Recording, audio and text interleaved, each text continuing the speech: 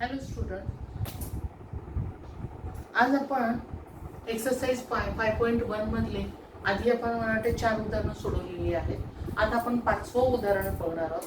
Show that point P 2-2, Q 7-3, R 11-1 and S 6-6 are the vertices of the parallelograms. आता हे जे आपल्याला सांगितलेलं आहे तर प्रत्येकाचे पॉइंट्स लिहितो. P 2-2 is equivalent to x1 y1. q चे वर्टाइसेस आहे 2-2, p चे होते 2-2, q चे आहे 7-3 equivalent to x2 y2, r 1-1, x3 y3, S 6-6 equivalent to x4 y. Okay, मग आता आपल्याला हे जे आहे हे जे वर्टायसेस आहेत हे पॅरलोग्रामचे आहेत ते आपल्याला प्रूव्ह करायचं आहे. बरोबर आहे. मग प्रूव्ह करण्यासाठी आपल्याला पहिल्यांदा काय करायला लागेल, प्रत्येकामधलं डिस्टन्स काढावं लागेल आणि मग डिस्टन्स काढल्यानंतर आपल्याला पॅरलोग्रामची प्रॉपर्टी वापरायला लागेल की कोणती प्रॉपर्टी ह्याला लागू होते का त्याच्या साईडच्या बाबतीत. आता पॅरलोग्रामची कोणती प्रॉपर्टी खास अशी आहे की ती त्याला होते त्याचा डिस्टन्स फॉर्म्युलाने आपण यूज करू शकतो. म्हणजे याचं ती एक प्रॉपर्टी तुमच्या लक्षात येते, the coordinate of the parallelogram that is opposite sides of the parallelograms are congruent. ही प्रॉपर्टी आपण 8th स्टँडर्डला शिकलेलं आहे. पण याच्या अपोजिट साइड्स कॉन्ग्रुएंट येत आहेत का नाही हे आता आपण बघायचं आहे. मग आपण प्रत्येकामधलं पहिलं डिस्टन्स फॉर्म्युला वापरून प्रत्येकामधलं डिस्टन्स काढणार आहे. व by using the distance formula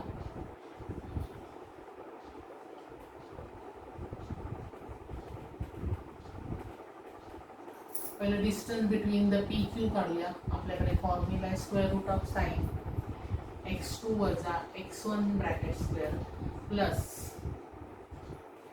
y2 वजा y1 bracket square. Square root मध्ये x2 किती आपला 7 -2 चा स्क्वेअर प्लस 3 -2 चा स्क्वेअर. 7 मधून 2 गेले किती उरले 5 चा स्क्वेअर प्लस 3 + 2 5 चा स्क्वेअर. 5 चा स्क्वेअर किती येईल 25 + 25 is equal to square root मध्ये 50 इज इक्वल टू 25 × 2 5√2 आणि त्यामध्ये डिस्टन्स किती आला पी क्यू तर 5√2. आता आपण क्यू आर चा काढूया. Distance between the Q R आपल्याकडे फॉर्म्युला आहे x3 वजा x2 bracket square plus y3 वजा y2 ब्रॅकेट स्क्वेअर. आता व्हॅल्यू पुट डाऊन करायचे. आपण जर व्हॅल्यू पुट डाऊन केल्या तर काय येते, x3 किती आपला आहे 1 7 bracket square plus -1 -3 bracket square.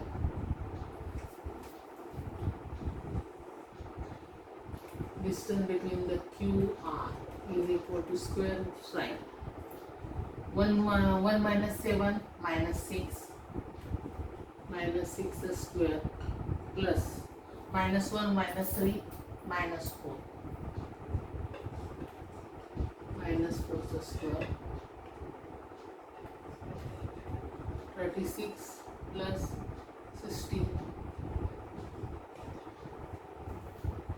किती आहे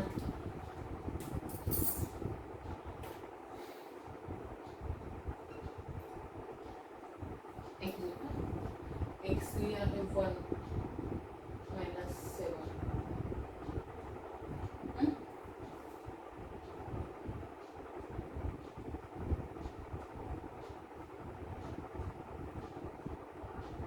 11 आहे काय सॉरी 11 R. इथं R ला आपल्याला 11 घ्यावे लागते. वजा 7 होतील ना. मग 11 वजा 7 किती येतील? 8. 8 64.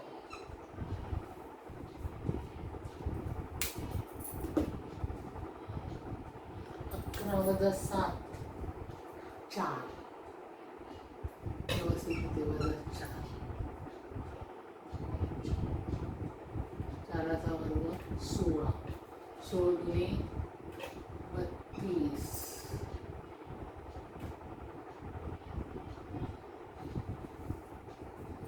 बरोबर आहे. आणि 32 म्हणजेच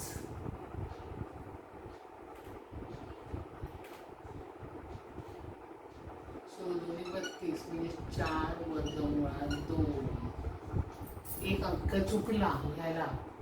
आपण घाईघाईमध्ये आपण असं लिहून दिलं की एखादा अंक जर आला तर पुढचं उत्तर चुकू शकतं, हे लक्षात ठेवा.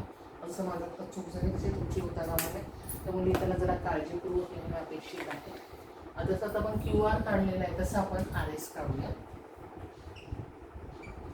RS काही स्क्वेअर रूट साईडमध्ये x4 minus x3 bracket square plus y3 minus y4 minus y3 bracket square.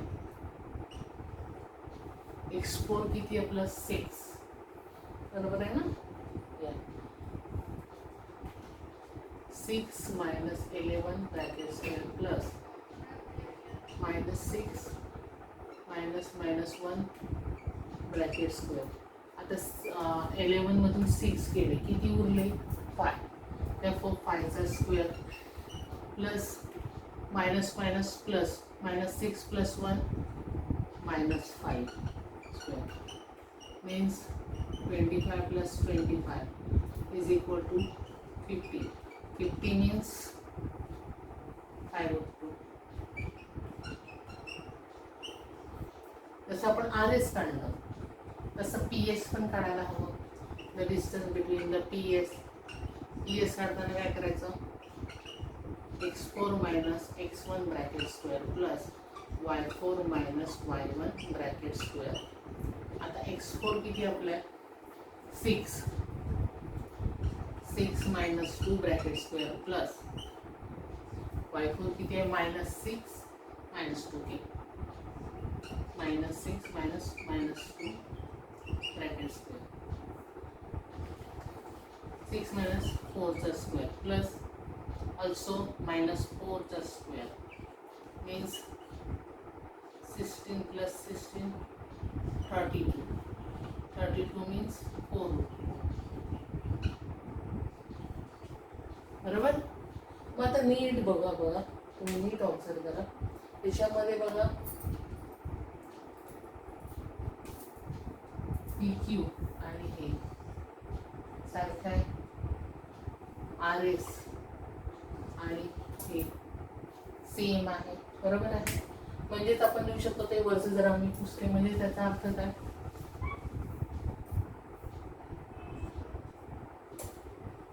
PQ बरोबर RS. तसं QR बरोबर काय आहे PS.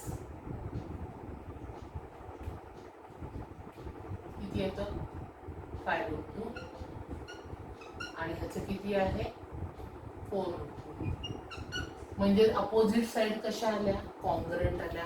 जर अपोजिट साइड कॉन्ग्रुएंट असतील तर हा क्वाड्रिलेटर कोणत्या प्रकारचा आहे, हा जो क्वाड्रिलेटर आहे कोणता आहे, पॅरलोग्रामचा आहे. म्हणजे opposite sides of this quadrilaterals are the congruent. Therefore point PQ, quadrilateral PQRS is a parallelograms. आलं लक्षात. काय लिहायचं ते खाली मी इथं लिहिलेलं नाहीये, ते तुम्ही लिहायचं आहे. आता आपण नेक्स्ट प्रॉब्लेम बघूया. Show that point A -4 -7, B -1 2, C 8 5 and D 5 -4 are the vertices of the rhombus ABCD. आता रोम्बोस आहे, बरोबर आहे. व रोम्बोसची प्रॉपर्टी काय आहे, all the sides of the rhombus are the same in size, equal in length or congruent we can say as that. बरोबर. तर मग आपण तशाच पद्धतीने आपण तेच करायचं की distance between A B, distance between B C, distance between the C D and the distance between the D A काढायचं. आणि जर सगळ्या जर साईड जर सारख्या आल्या, इक्वल इन लेंथ आल्या, तर काय होईल ते these are the quadrilateral is and rhombus. जर नाही आल्या तर तो रोम्बोस नाही, हे असं लिहायचं आहे. जसं आता आपण पॅरोग्रामचं लिहिलं त्या पद्धतीने ते उदाहरण तुम्ही सोडवायचं आहे. सहावा प्रॉब्लेमचं. आता आपण 7th प्रॉब्लेम बघणार आहोत. Find the X if the distance between the L x7 and M 115 is a 10. Okay, आपल्याला एक्स फाइंड आउट करायचं आहे. आता एल बरोबर किती आहे? एलचे coordinate x7 is equivalent to x1 y1. त्यानंतर एमचे कोऑर्डिनेट काय आहे?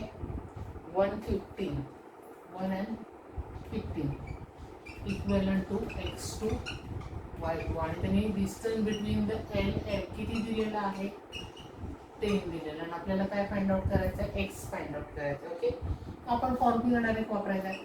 Distance between the L M is equal to काय फॉर्म्युला आपला? स्क्वेअर रूट साइन मध्ये x2 वजा x1 चा वर्ग अधिक y2 वजा y1 चा स्क्वेअर. x2 किती आपलं? 1 मायनस x चा स्क्वेअर प्लस 15 मायनस 7 चा square is equal to 10. Squaring both side, बरोबर आहे. स्क्वेअरिंग बोथ साइड केलं की स्क्वेअर रूटचं साइन ऑटोमॅटिक काय होईल? जाईल. मग ऑटोमॅटिक गेलं की काय होईल? 10 चा square is equal to 1 minus x चा स्क्वेअर प्लस 15 मायनस 7 8 चा स्क्वेअर. शिफ्ट करूया. 1 मायनस x चा square 64 is equal to 100. a minus b bracket square is equal to a square minus 2ab plus b square. त्या पद्धतीने याचे expansion करायचं. 1 चा square 1 minus 2ab म्हणजे minus 2x plus x square plus 64 minus 100 is equal to 0. बरोबर.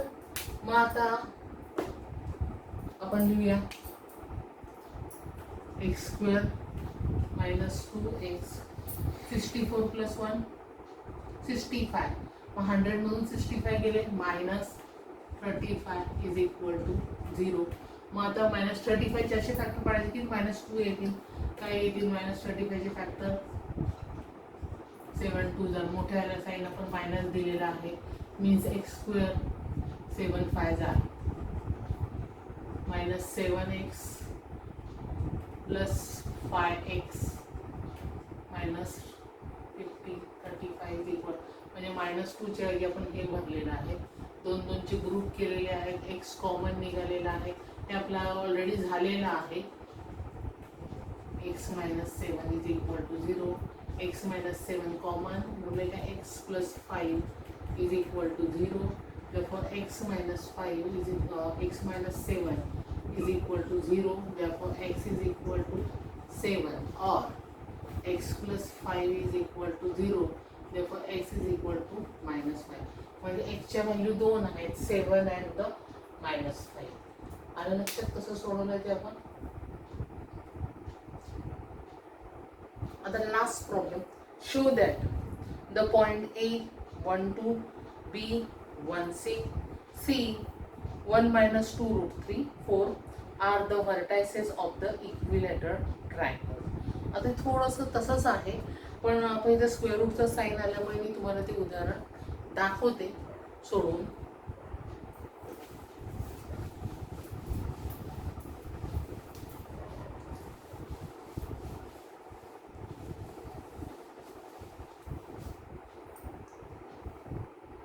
A is equal to 1 2 equivalent to x1 y1 B 1 6 equivalent to x2 y2 C 1 plus 2 root 3. 1 plus 2 root 3 and 4 equal to x3 y3. मग आता आपल्याला पुन्हा equilateral triangle prove करायचं. तर equilateral ट्रायंगलची property काय आहे? तर all the sides of the equilateral triangles is a congruent. मग आता आपण पुन्हा डिस्टन्स फॉर्म्युलाने प्रत्येकाचं काय काढायचं आहे? डिस्टन्स काढूया. मग आता आपण डिस्टन्स बिटवीन ए बी काढूया.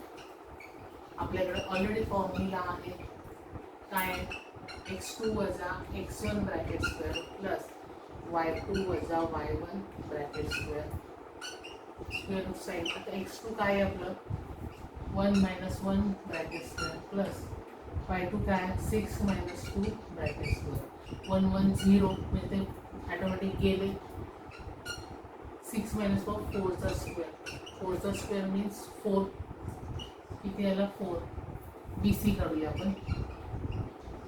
BC कसं काढायचं आहे? BC काढताना आपण कसं काढणार? x3 वजा x2 चा स्क्वेअर प्लस y3 वजा y2 चा स्क्वेअर. आता x3 किती आपला?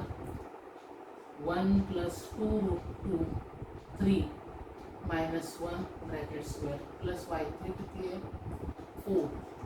4 minus 6 ब्रॅकेट स्क्वेअर. मायनस 1 गेले प्लस 1 गेले म्हणजेच काय आलं? स्क्वेअर रूट साईडमध्ये 2 root 3 bracket square plus 6 minus 4 minus 2 चा स्क्वेअर. मग आता त्याचा स्क्वेअर केला. 2 चा square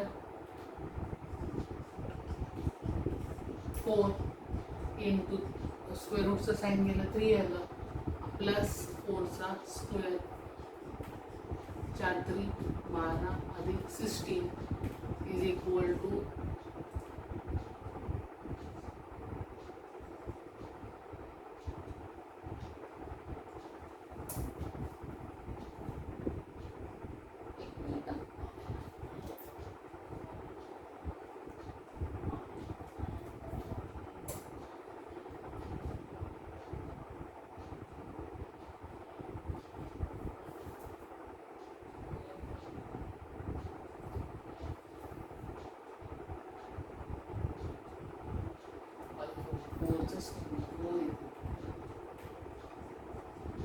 2चा square 4 is equal to 16 is equal to 4. गडबडली. मायनस 2चा स्क्वेअर 4 येणार आहे. त्यामुळे पुन्हा 4चा स्क्वेअर करायची गरज नाहीये. आता आपलं उरलं कोणतं? AC.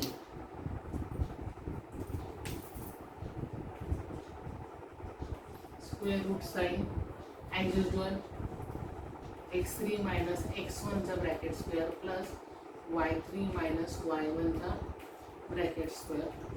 x3 किती आपलं? 1 plus 2 root 3 x1 1 plus y3 4 minus 2 1 1 गेले 2 root 3 plus 2 चा square 4 into 3 plus 4 is equal to 16 is equal to 4. म्हणजे बघा तिन्ही साईड कशा आल्या? सेम आल्या. ही आणि ही. म्हणजे हे जे ट्रायंगल ABC हा कोणता आहे? इक्विलेटरल ट्रायंगल आहे. खाली मात्र सेंटेन्स द्यायला विसरायचं नाहीये. therefore triangle ABC are the equilateral triangles. इथं लिहायचं AB is equal to BC is equal to AC is equal to 4. Therefore triangle ABC is equilateral triangle. हे खालचे 2 सेंटेन्स तुम्ही लिहायचे. जागा नसल्यामुळे मी लिहिलेलं नाहीये. तुम्ही मात्र ते लिहायचं आणि हा एक्सरसाइज पूर्ण करायचा आहे. मला वाटतं तुम्हाला समजलं असेल. थँक्यू.